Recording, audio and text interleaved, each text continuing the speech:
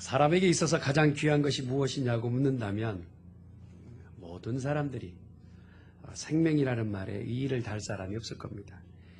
예수님께서도 마태복음에 기록되는 말씀으로 16장 26절에 사람이 만일 온 천하를 다 얻고도 제 목숨을 잃는다면 그것이 무엇이 유익하겠느냐 말씀하신 걸 보면 목숨이라는 것, 생명이라는 것이 그만큼 소중하고 중요하다라고 할 수 있죠. 이때 이 땅에 있을 때에 생명만큼 더 중요한 것이 어디 있을까? 그래서 그 생명을 얻는다는 것 어떻습니까? 온 천하를 얻는 것도 사실은 중요하죠. 귀하죠. 예수님을 시험하였던 사탄이 높은 곳에 올라가서 천하 만물을 다 내려다보는 곳에서 이겼습니까? 내게 경배하라. 그러면 온 천하에 있는 것을 내게 주리라 하였던 시험의 거리를 가지고 나왔던 마귀의 그 시험의 내용처럼 온 천하를 얻는다는 것도 그렇게 우리가 만만하게 볼 것은 아니에요. 온 천하를 얻는 것 그만큼 소중하고 귀한 것이기도 하죠. 그것이 소중하다는 것은 우리가 당연히 많은 사람이 다 얻는 것이 아니고 오직 한 사람만이, 한 명만이 온 천하를 얻을 수 있는 그런 권한을 가지고 있기 때문에 그렇지 않겠는가 싶습니다. 그리고 성경은 분명히 오늘 온 천하를 얻는 것보다 더 귀한 것이 생명이고 생명보다 더 귀한 것이 있다라고 바울은 설명하고 있습니다. 생명보다 더 귀한 것이 무엇일까? 바울은 서슴지 않고 이렇게 얘기합니다. 사명이다. 사명은 생명보다 더 귀하다. 라고 얘기하고 있는 거예요. 조금도 내가 이 생명을 내놓는, 목숨을 내놓는 것에 대해서 고민하거나 염려하거나 꺼리끼지 않고 사명 앞에 내 목숨도 내어놓기를 원한다라고 하는 삶의 태도로 복음을 전하는 것을 볼 수 있습니다. 우리가 이 사명이라는 단어를 생각하면 미국에서 타임즈에 미국의 가장 미국을 움직이는 백인에 대해서 제1위를 했던 여인이 있어요. 몇 해 전에 여러분들 잘 아시는 여인입니다만 오프라 윈프리라는 여인이 미국을 움직이는 백인 중에 1위를 했습니다. 대통령도 아니고 경제의 책임자도 아닌데 이 여인이 일을 하고 그 한 여인의 입에서 나오는 말 한마디가 어느 곳에 좀 가난한 기아를 좀 도와야 되겠습니다. 말 한마디 하면 그곳에 기아 대책을 하고 있는 그 협력 그 선교단체에다가 온갖 국민들이 거기다가 선교 헌금을 보낸다든지 아니면 이 책을 읽어봤더니 참 좋습니다 라고 하면 그 책 한 권이 베스트셀러가 되는 이 여인의 입에서 나가는 한마디 한마디는 참 권위도 있고 많은 사람들이 미국에 영향력을 미치는 그런 오프라 윈프리가 썼던 책 가운데 이런 책이 있더라고요. 이것이 사명이다 라고 하는 책이 있는데 그 사명이 내가 사명이라고 생각하는 4가지 형태의 사명이 있다라는 거예요. 그 사명이 뭐냐면 누군가 돈이 많이 있어요. 부유해요. 남보다 더 가진 것이 많아요. 그러면 축복이라고만 생각하지 마라. 그것이 사명이다라는 거예요. 다른 사람보다 두 번째로 보면 다른 사람보다 아픔이 많고 고통이 많다. 그러면 그 고통이 고통으로만 느낄 것이 아니라 그 아픔이 많은 사람은 아픔이 사명이라고 생각해라. 또 세 번째 보니까 남보다 좀 많은 어떤 항상 다른 사람들에게 설레는 것을 많이 전달하는 것, 설레는 것이 있다면 그것이 바로 사명이라 생각해라. 네 번째로 보니까 남보다 좀 부담이 되는 것이 있다면 그것이 부담으로만 느낄 것이 아니라 사명이라고 생각해라 라고 하는 책을 써서 많은 사람들에게 큰 영향력을 미쳤던 그 책. 그래서 어떤 사람들이 이 책을 보고요. 아, 내가 가지고 있는 것이 사명이구나. 그래서 많은 사람들에게 빌려주고 나눠주고 또 공급하는 이런 일들을 했던 그런 기사들도 있지 않습니까? 성경 오늘 이 사명에 대한 단어를 한 여인 오프라 윈프리 입에서 나오는 그러한 세상에서 말하는 사명 정도가 아니라는 거예요. 우리에게 들려주고 싶은 이 사명은 목숨을 내놓아도 생명과도 바꿀 수 있는 사명, 그것을 얘기하고 있는 것입니다. 사명은 사실 왕이나 높은 지위에 있는 이가 그에게 명령권을 내리는데 목숨을 다해서라도 그것을 이루어내게끔 요청하는 것이 사명이라는 것이죠. 하나님께서 각자의 모두에게 부르심의 사명이 있다고 합니다. 그 부르심의 사명을 가지고 깨닫고 가는 자에게는 삶에 참 의미를 갖게 되는 거예요. 내가 지금 인생의 70이고 80을 살아가는 나날 동안에 내게 주신 하나님의 사명을 깨닫는 이는 의미 있는 인생을 살아가게 되지만, 아무리 내가 가진 것이 많고 누리는 것이 많다 할지라도 하나님이 내게 주시는 사명을 깨닫지 못한 인생은 결국 인생을 의미 없이 삶을 살아가게 된다는 것입니다. 오늘 그래서 성경은 바울을 통하여서 사명자들이 되라고 말씀하세요. 바울이 은혜를 받고 경험한 하나님의 놀라운 역사를 전도하기 위해서 1차, 2차, 3차 전도 여행을 하고 이제 밀레도 지역에서 에베소에 있는 사람들에게 그때 한 3년 동안에 복음을 전할 때 교회가 설립됐거든요. 그러면서 그들을 초청하여서 한 4, 50km 떨어져 있는 그 흩어져 있는 성도들을 불러 모읍니다. 아니, 요구가 되어지면 본인이 각자에 가서 만나지, 밀레도라는 곳에 그 거리 먼 곳 가운데서 다들 흩어져 있는 성도들을 불러 모아서 작별 인사를 하는 장면이 오늘 본문의 내용이에요. 그런데 각자에게 나아가서 만나지 못한 이유가 뭐라고 생각하냐 보았더니, 바울이 조금이라도 예루살렘에 가는 시간에 대해서 지체되어질까봐 성도들을 불러 모아서 밀레도에서 환영하고 만나고 있는 장면이에요.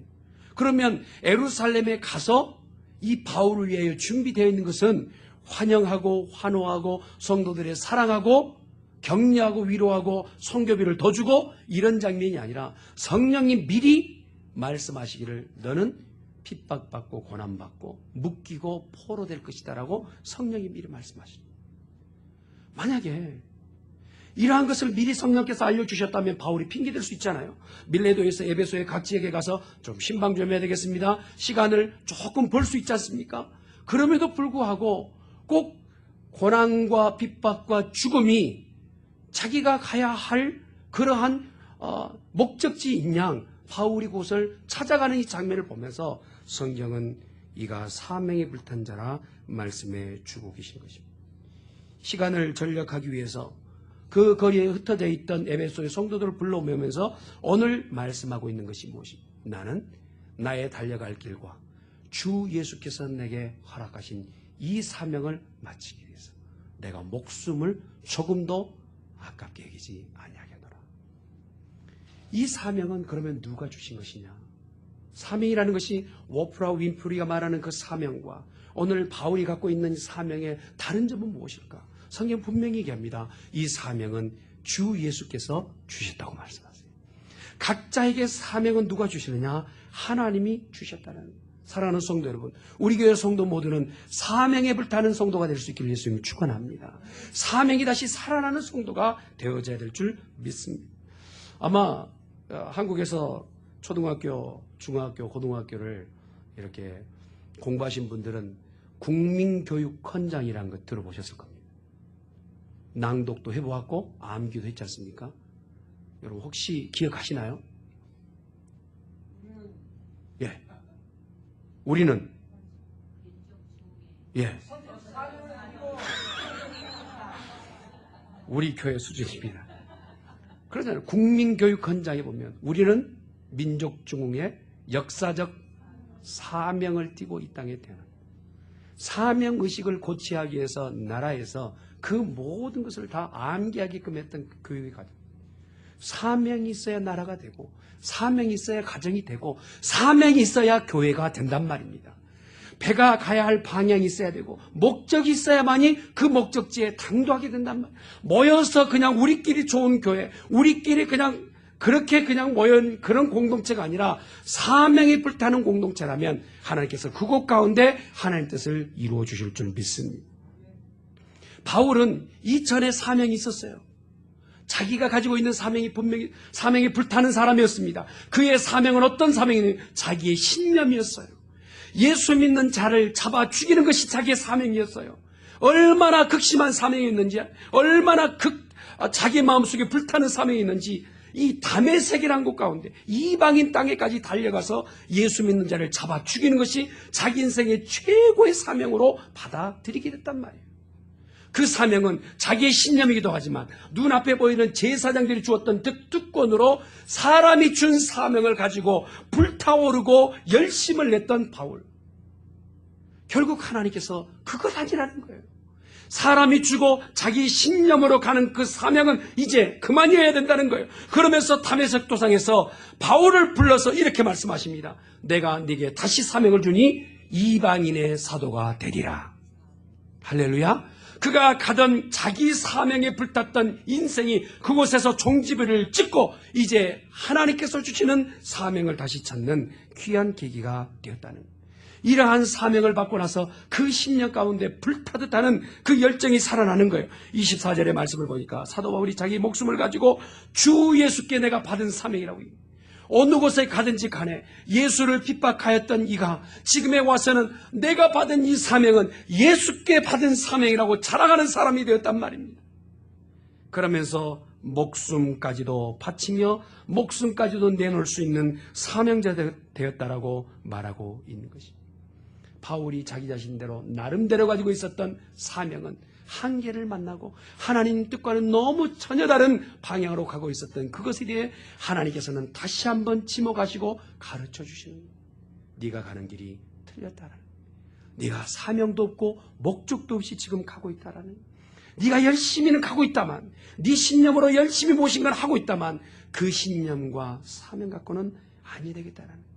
주님이 불려주신, 주님이 우리 가운데 공급하신 그 사명이야만이 목숨도 아깝게 여기지 않는 하나님께 영광이 되는 사명이 되는 줄 믿습니다.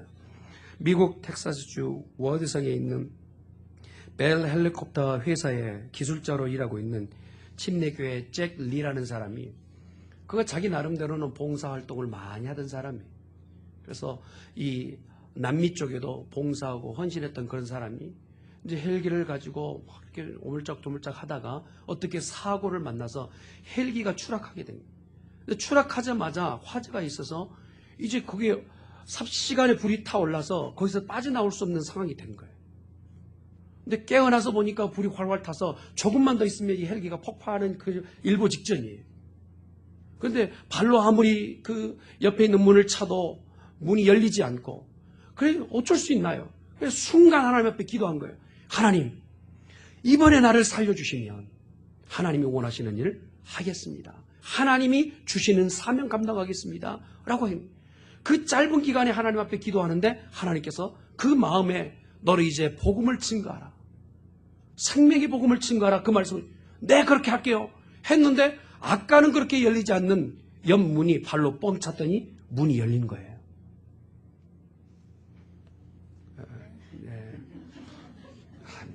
그럴 수도 있지, 이런 표정이신데 여러분 남의 일이라고 그렇게 그러지 마세요. 헬기 문을 찼더니 문이 열린 거예요. 그리고 나서 거의 많이 이제 화상을 입어가지고 많이 이렇게 화상을 입었죠. 그럼에도 불구하고 문 밖으로 떨어져서 다시 이제 기절하다시피 해서 들것에 실려가는 동안, 들것에 실려가는 눈을 떠보니 옆에 있는 사람이 부축하면서 이 사람들이 끌고 가는, 그때요 사람 살려가 아니가 뭐 예수 믿으세요. 예수 믿으세요. 여러분, 나를 살리신 주님이 지금 당부하십니다. 지금 부탁하십니다. 나를 들것에 나를 살리겠다고 나를 살리겠다고 들고 가고 계신 여러분들이요, 예수 믿으세요. 예수 믿으세요. 좀 너무 진정하세요. 당신 지금 위급합니다. 아니요, 예수 믿으세요. 가는 곳곳마다, 그가 있는 병실마다 예수를 전가하는데, 여러분 이 사람이 어떻게 됐을까요? 완전히 회복돼가지고 복음 전도자가 되었을까요? 할렐루야. 그러면 좋겠지만 제 예화는 역전이 많지 않습니까? 13일 만에 이 사람이 죽었어요.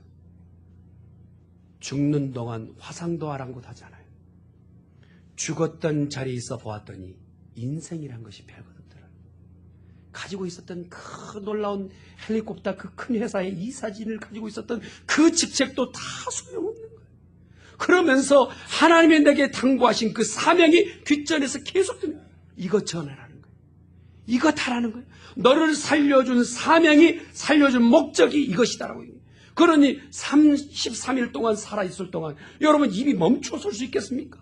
얼마나 살지를 모르는 이 상황 가운데서 예수 믿으세요, 예수 믿으세요 하면서 복음을 증거하다가 13일 만에 누워서 다시 죽는데, 많은 사람들이 볼 때에 그가 죽을 때 빙글에 웃으면서 죽었답니다. 지어낸 얘기가 아니라 실제 있었던 이야기. 여러분의 생의 마지막에 주 오라 부르실 때에 웃으며 천국 갈 수 있기를 주님으로 축원합니다. 할렐루야. 두 종류래요. 죽음의 문턱 앞에서는 껄껄껄 하다가 죽으신 분이 전도 좀 할 걸, 예수 좀 잘 믿을 걸 하다가 가신 분이 계신가 하면 방긋 웃다 가신 분이 계십니다. 저는 우리 교회 성도들 모두가 천국에 가실 때 웃다 가시길 바랍니다. 예. 그가 말할 때만 사명은 하나님께서 주셨다라고 얘기합니다. 왜 하나님께서 주셨습니까? 그것은 하나님의 일이기 때문에 그래요. 하나님께서 급하게 생각하고 계시는 그 일을 누군가에게 맡겨주어야 되는데, 바울에게 하나님께서 맡기실 때 너 내일 좀 해라 라고 부르셔서 그 일을 맡겨주셨단 말이에요. 충성되이 여겨서 그 일을 맡겨주실 때 그 일은 누구의 일이냐? 하나님의 일이라는 거예요. 사명은 하나님의 일인 줄 믿습니다. 내가 지금 이것이 사명인가 아닌가를 구별할 수 있는 것은 무엇입니까? 하던 일을 잠깐 멈추고 생각해 보세요. 이것이 하나님의 일인지 내 일인지, 이 열심이 내 일 때문에 열심하고 있는지 하나님의 일 때문에 열심하고 있는지. 모든 일의 목적지가 하나님의 일이라면 그것은 사명이지만, 그러나 그 목적지가 내 열심을 가지고 나를 위한 것이라면 그것은 잠깐 멈춰서서 주 앞에 다시 묻는 복된 성도가 되어야 될 줄 믿습니다. 주님이 나를 부르셔서 주님이 원하신 대로 삶을 살아가게끔 한다면 그 목적대로 인생을 살아야 된다. 이것이 사명이란 말입니다. 여러분, 제 앞에 있는 이 마이크가요, 자기가 능력이 있어서 지금 마이크가 됩니까? 여러분, 이 마이크를 설치를 우리 마이클 집사님이 잘 해주셔가지고 소리가 잘 나잖아요. 그런데 이 마이크가 자기 혼자 될 수 있느냐는 말이에요. 내게서 나가는 음성이 마이크를 통하여서 역사가 일어나는 것처럼 우리 각자는 하나님께서 그냥 두신 것이 아니라 마이크의 사명처럼 우리 모두를 사명자로 다시 거듭나게끔 하시고 계신 줄 믿습니다. 그 사명을 깨닫는 복된 성도 되시기를 주님의 이름으로 축원합니다. 그러면 사명을 깨닫는 자는 바울처럼 살아야 돼요. 어떻게 살았습니까? 그는 겸손과 눈물로 살았다고 그래요. 여러분, 예전에 바울이 살았을 때의 겸손이라는 것은 미덕 중에 미덕이 아니에요. 조금 잘 알아야. 요즘 그런다지 않습니까? 각자가 피할 시대 돼요. 자기 자신을 잘 알려야 되는 그런 시대. 좀 못해도 잘한다고 해요. 요리도 자기가 해놓고는 자기도 먹기 참 불편한 그런 음식을 하는 사람인데도 설명할 때는 정말 요리를 잘한다고 그렇게 소개하는 사람이 요즘은 이 사회 가운데서 버티고 살아간다는 거예요. 그렇게 피할 시대예요. 그런데 겸손이라는 것으로 예전 시대에 겸손이라는 것은 자기 자신을 낮추는 것 아닙니까? 그리고 겸손이라는 미덕은 종들이나 남의 수하에 있는 사람들이 가지고 있었던 덕목 중에 하나예요.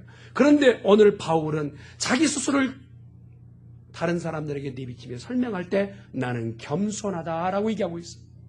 왜 그렇게 말할 수 있었을까요? 예전에는 어긋난 사명에 불탔을 때는 사람들을 잡아 죽이는 데 앞장섰어요. 누구도 내 앞에서는 용서받지 못할 죄인인 거예요. 누구도 내 앞에서는 살아남아서는 안 될 사람들인 거예요. 모두가 내 앞에, 내 학력 앞에 다 고개를 숙여야 되고, 내가 가지고 있는 관직 앞에 다들 머리를 숙여야 되고, 나만큼 잘난 사람 없어요. 나보다 더 똑똑한 사람이 없어요. 혹시 여기 앉아있는 분들 가운데서 거울 앞에서 자기 얼굴 보면서 뿌듯한 경험을 하시는 분 계십니까? 너무 이쁜 것 같지 않는가, 이렇게. 여러분, 세상이 그렇게 간다 할지라도 바울은 어떻습니까? 예전에 그렇게 살았단 말이에요. 자기 모습을 자기가 보았을 때 가지고 있는 모든 것이 자랑거리였어요. 그러나 예수님을 만나고 보니까, 사명을 다시 받고 보니까 그가 가지고 있는 모든 것이 배설물처럼 여기게 되었단 말이에요. 그러니 내놓을 것이 없어 주 앞에 겸손하게 사명자로 서게 되었다는 것입니다. 사랑하는 성도 여러분, 사명자는 겸손한 덕목을 가져야 될 줄 믿습니다. 예전에 달려가던 그 열심의 길을 멈추어 서고 주님이 원하시는 길을 찾아가는 바울 모양 우리 모두가 사명자의 삶을 살아내야 된다는 것이죠. 또한 바울이 눈물의 사도가 되었어요. 눈물이 많은 사람이, 예전에는 사람들 앞에서 눈물 한 방울도 흘리지 않는, 바늘 하나도 꽂히지 않는, 바늘 하나도 들어가지 않는 그러한 아주 극악한 사람이었음에도 불구하고 이제는 그가 사명자로서 눈물의 사람이 되었습니다. 주의 일을 하려고 보니까 눈물 없이 이 길을 못 가는 거예요. 매를 맞다 보니까, 감옥에 갇혀 보니까, 굶주려 보니까, 폭풍 가운데서 배가 뒤집어 보니까 내가 살아있는 이 모든 것이 하나님의 은혜라는 거예요. 고난 가운데서도 하나님의 은혜를 노래할 수밖에 없는 바울의 삶이 되었다. 나를 살리신 이가 여호와, 나를 구원하신 이가 그리스도. 그의 입에서 늘 고백하는 것이 바로 하나님의 사랑을 고백하며 눈물 흘리는 사람이 되었다는 것입니다. 그러면서 자기의 관점 가운데 사명자의 모습을 놓치지 않고 이렇게 따라갈 수 있었던 것은 예수 그리스도를 바라본 거예요. 예수님이 이 땅 가운데서 최고의 사명을 가지고 계셨던 거예요. 하늘의 권세를 쥐고 계셨던 그분께서, 하나님과의 동등한 위치에 계셨던 그분께서 모든 권세와 능력을 다 뒤로 하시고 이 땅 가운데 사명을 가지고 오신 사명자로 이 땅에 오신 겁니다. 인자가 온 것은 섬김을 받으려 함이 아니라 섬기려 하고 많은 사람에게 내 목숨을 내어주기 위하여 오셨다고. 살아있을 동안에는 많은 사람들에게 섬기기 위하여 사명 감당하고, 죽으셔서는 그 죽으심으로 인해서 많은 사람들의 생명을 구원하시기 위한 이 사명, 이것이 바로 예수 그리스도의 사명의 모습이었다는 것.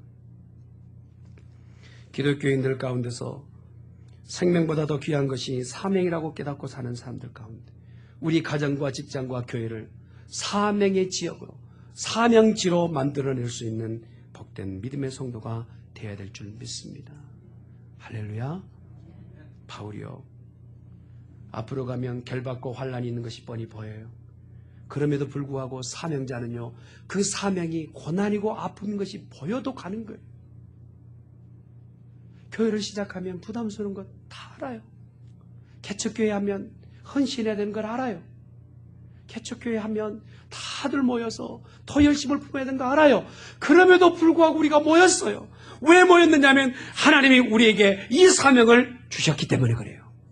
할렐루야. 사명이란 그렇단 말입니다. 핍박과 고난과 어려움이 있다 할지라도 바울이 눈앞에 보여지는 그 일들이 눈에 훤히 보임에도 불구하고 갈 수밖에 없었던 것은 하나님께서 그에게 그 사명을 주셨기 때문에 그렇단 말입니다.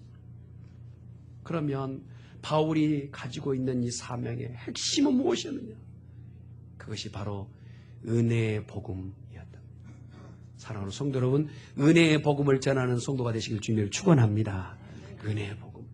복음이 있는데 그 복음이 은혜라는 거예요. 말로도 갚을 수 없고 무엇으로도 갚을, 생명을 주고도 살 수 없는 이 복음을 나를 위하여 주셨다 말씀해 주고 계시는 것입니다. 여러분, 만약에 이 복음을 전하는 것이 부담스럽고 힘겨웠다면 바울이 달려갈 수 있을까요? 여러분, 어느 때 여러분 각자가 무슨 목적지를 위해서 달려갑니까? 기쁠 때 아닙니까? 싫은 일 앞에서는 달려가지 않아요. 오히려 뒷걸음질 치지요. 그러나 내 앞에, 눈앞에 보여지는 것이 정말 기쁨이 있다면, 그것이 내게 주는 큰 축복이 있다는 것을 믿고 간다면 그 앞에 달려갈 것 아닙니까? 오늘 바울이 얘기합니다. 나의 달려갈 길과 라고 얘기합니다. 복음 전하는 것이 자기가 달려갈 길이라는 거예요. 사람들은 부담스러워하고 힘겨워하고 도망가고 싶고 뒷걸음질 치고 싶은 이 일이 바울에 있어서는 생명의 복음 전하는 것이 하나님이 내게 주신 최고의 축복이라고 말하고, 그 달려가는 것이 내 인생에 하나님 주신 놀라운 은혜라는 것을 깨닫고 달려가는 사람이 됐다는 것입니다. 무엇 때문에 달려갈 수 있습니까? 상이 분명히 있기 때문에 달려갈 수 있는 거예요. 여러분, 사명 감당하면 하나님의 복이 분명히 있는 줄 믿습니다. 한번 따라합시다. 사명자는 하나님께서 준비하신 상을 받는다. 믿으시면 아멘. 바울이 빌립보서 3장 12절에서 13절에 이렇게 얘기합니다. 오직 한 일, 즉 뒤에 있는 것은 다 잊어버리고 앞에 있는 것을 내가 잡으려고 푯대를 향하여 그리스도 예수 안에서 하나님께서 내게 부르신 부르심의 상을 받기 위해서 내가 달려가노라. 우리 교회 성도들 달려갈 수 있길 바랍니다. 멈춰 서 있지 말고 일어서십시다. 걷던 자는 뛰는 귀한 교회 되시기를 주님의 이름으로 축원합니다. 무엇으로 뛰어가야 되느냐? 사명으로 뛰어가잔 말이에요. 그 사명의 목적지는 복음을 전하는 것인 줄 믿습니다. 그리스도 예수께 잡힌 바 된 그것을 잡으려고 쫓아가는 생애, 이것이 바로 바울이 우리 가운데 보여주었던 사명이다. 어느 때 또 달려갈 수 있습니까? 바울은 이렇게 합니다. 환란의 대가가 분명히 장차 우리 가운데 있는 큰 영광이라는 거예요. 여러분, 잠깐의 고통이 있다 할지라도 그 고통이 큰 영광이 있다면 그 영광 때문에 고통은 잠시 잠깐 괜찮아요. 내가 지금 환난 가운데 있어요. 이 환난을 지나기만 하면 하나님이 준비하신 큰 영광을 보게 된다면 이 영광을 바라보면서 고난은 지나가게 되는 거예요. 사명자는 이 마음을 가지고 하나님 앞에 순종해야 될 줄 믿습니다. 또한 바울은 자기가 가지고 있는 이 사명의 길에 달려갈 수 있었던 것이 믿음을 지키기 위해서 달려갔다는 거예요. 여러분, 비행기는 멈춰 서 있지 않아요. 만약에 비행기가 정지하고 있다면 추락하는 겁니다. 비행기는 날아가야 돼요. 성도도 마찬가지예요. 각자가 가지고 있는 믿음은 날아가야 합니다. 달려가야 합니다. 독수리처럼 올라가는 성도의 믿음이 되어야 될 줄 믿습니다. 이러할 때 하나님이 사명자로 뽑으신 그 목적을 우리가 따라가게 된다는 것이죠. 바울이 받았던 그 사명, 은혜의 복음의 핵심은 무엇이었습니까? 그가 전하고 싶은 것은 교리적인 부분이 아니었습니다. 네가 잘났네 내가 잘났네 싸우는 그런 복잡한 교리의 이론이 아니었어요. 바울이 전하고 싶은 것은 아주 간단하면서 명료한 복음이었어요. 예수님을 믿으면 구원을 얻는다는 거예요. 예수 믿으면 구원을 얻습니다. 한 죄인이 감옥에 갇혀서요, 내일이면 사형 언도를 받아 사형대에 서게 됐어요. 그렇게 치부해 보십시다. 그런데 사랑하는 친구가 내일 사형대에 갈 그 친구에게 오늘 방문해서 내일 사형대에 가는 자네가 내가 너무 안쓰러워서 이렇게 온갖 음식을 준비해서 자네에게 가지고 왔네 하면 내일 죽을 사람 오늘 음식 잘 먹는다고 그게 기쁜 소식이 될까요? 어떻게 생각하십니까? 또 다른 친구가 자네 내일 이렇게 참 안타까운 소식이 있는 걸 내가 들었네. 정말 이 귀한 옷을 내가 정말 거금을 들이고 이 옷을 사왔네 하고 그 옷을 그 내일 죽을 친구에게 전달한다 하십시다. 그것이 그에게 무슨 유익이 되겠어요? 그러나 한 친구가 와서 내일 자네 사형대에 간다는데 황제가 다시 자네에게 면제 특권을 줬는데 내일 자네는 사형대에 가지 않아도 살 수 있다라고 권한을 주셨다네. 이 권한, 이 명령, 이 소식이 가장 복된 소식이 아니겠습니까? 사랑하는 성도 여러분, 오늘 사는 많은 사람들이 의미도 없이 인생을 살 동안 언제 죽을지 알지 못하는 사형대 앞으로 끌려가듯이 인생을 살고 있는 그 많은 사람들에게 주님이 오늘 우리에게 요구하시는 것은 무엇이냐? 우리 입에 달아주신 생명의 복음을 더 많은 사람에게 증거하는 그러한 사역자가 되기를 원하고 계신 줄 믿습니다. 은혜의 복음이란 그렇단 말입니다. 죄로 말미암아 사단의 품에서 도저히 끄집어낼 수 없는 인생을 그 예리하고 날카로운 발톱 가운데서 끄집어내어 사단의 모든 권세를 끊고 영원한 생명을 얻게끔 축복의 터리 가운데 예수 그리스도께서 우리 가운데 행해 주신 일을 증거할 때 예수 믿으면 구원 얻는다는 이 생명의 복음, 은혜의 복음을 전하는 우리가 되기를 원하신단 말이에요. 만약에 전하지 않는다면 그 피해값이 우리 가운데 있겠지만 그러나 전하여서 복음을 증거하는 우리 모두에게는 이 피해값을 우리 가운데 돌리지 않는다 말씀하세요. 저는요, 이 메시지를 준비하면서 우리나라의 복음을 최초로 전하였던 선교사님을 보게 되었어요. 존 W. 헤론이라는 선교사입니다. 한번 들어보세요, 여러분. 뉴욕 종합대학교 의과대학에서 개교일의 최우수 성적을 가지고 있었던 헤론. 너무너무 공부를 잘하니까 학교 졸업하자마자 교수 되어달라고 청원하였던 교수 내정자의 자격이 있었던 헤론. 근데 이 선교사가 주위의 많은 사람들의 만류에도 주위의 사람들을 만류에도 불구하고 오직 사명 하나 때문에 인류 가운데서 후진국 중에 후진국, 아직도 그냥 길거리에 동물들의 분비물들이 있는 그러한 조선 땅에 최초로 선교사로 임명받아 왔는데 정치적으로 어려워서 일본에서 2, 3년 체류하다가 먼저 와서 이제 그곳 가운데서 알렌과 그리고 알렌의 후임자로서 광해원에서 제주권의 의사가 되고 복음을 증거하는 이 일에 쓰임받았던 이 사람. 여러분, 우리 가정에 자녀가 이렇게 공부를 잘하고 또 이렇게 실력이 있고 교수의 내정자라고 하면 여러분 우리 생각은 어떻겠습니까?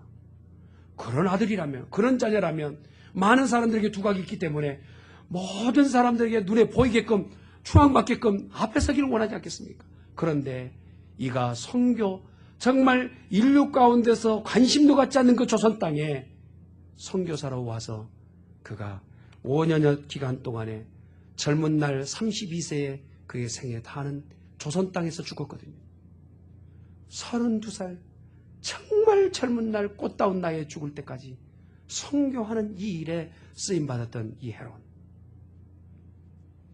이런 일이 있으면서 우리 조선 땅은 복음을 받게 되었고 지금에 있어서 오늘 저와 여러분도 구원 얻은 백성이 된 줄 믿습니다.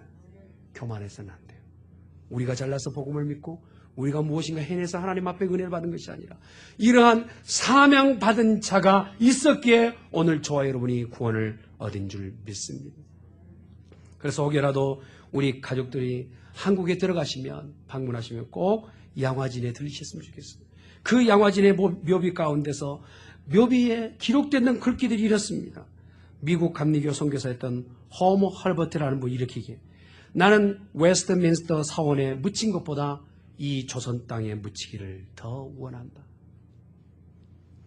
미국 감리교 선교사였던 루비 칸드릭이라는 사람은 자기가 이렇게 합니다. 만약 내게 줄 수 있는 1000개의 생명이 있다면, 만약에 내게 1000개의 생명이 있다면 그 모든 생명을 조선 땅을 위해서 바치겠다. 미국 장로교 선교사였던 사무엘 무어는 조선 인사를 사랑하였고 그 모든 사람들을 예수께로 인도하기 위해서 내가 최선을 다했다. 사명을 가졌던 자에게는 목숨을 아깝게 여기지 않았어요. 그것은 하나님이 그에게 주셨기 때문에 그래요. 그 사명을 받았던 자에게는 열매가 있어요. 오늘 저와 여러분이 그 열매인 줄 믿습니다.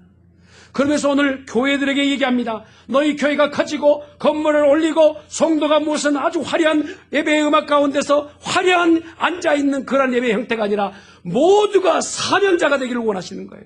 사역자가 되기를 원하는 거예요. 그리고 복음을 증거하는 자가 되기를 원하고 계신 줄 믿습니다. 우리 교회가 사명자로 더 늘어나는 교회가 될 수 있기를 주님의 이름으로 축원합니다. 리빙스턴이 얘기했던 것처럼 그런 말이 아프리카에 선교하다가 리빙스턴이 그렇게 동물 앞에서 눈앞에 동물이 탁 나타난 거예요. 사자가 나타나가지고 사자의 습격 가운데 기절하게 된 겁니다. 이 눈을 뜨고 일어나서 나는 천국에 왔는갑다 했더니 사자가 신체 부분에서 자국만 남겨놓고 왔어요. 너 내 거 될 뻔했어 하고 자국만 남겨놓고 왔어요. 그리고 나서 리빙스턴이 깨어나서 한 말이 이거예요. 한번 따라합시다. 사명자는 쉽게 죽지 않는다. 할렐루야. 리빙스턴이 했던 얘기예요.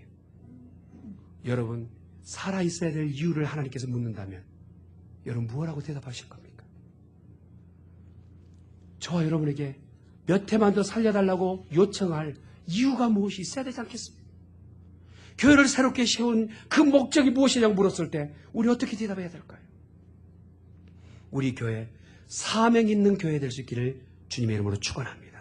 각자 모두가 목숨을 초계처럼 던질 수 있고 헌신할 수 있고 무엇이든지 하나님 앞에 사명 감당하기 위해서 내놓을 수 있는, 내 목숨까지도 아깝게 여기지 않고 내놓을 수 있는 이러한 사명자들이 모인 교회라면 이 지역은 놀랍게 변하게 될 줄 믿습니다. 우리 교회는 다시 한번 불일 듯 성령의 역사가 있게 될 줄 믿습니다. 그래서 예수님께서 교회의 사명을 이렇게 주십니다. 한번 따라합시다. 그러므로 너희는 가서 모든 족속으로 제자를 삼아 아버지와 아들과 성령의 이름으로 세례를 주고 내가 너희에게 분부한 모든 것을 가르쳐 지키게 하라. 여러분, 하나님께서 나에게 직접적으로 주신 거 없는데요, 그럴 줄 알고 이렇게 주신 거예요. 나는 모든 족속으로 제자를 삼아 아들과 아버지의 이름으로 성령을 받고 세례를 받고 땅끝까지 이르러 그것을 지키게 하게끔 우리에게 이 명령을 사명으로 주셨습니다. 우리 교회에 주신 이 사명 지켜나갈 수 있는 복된 성도 되시기를 예수님의 이름으로 축원합니다.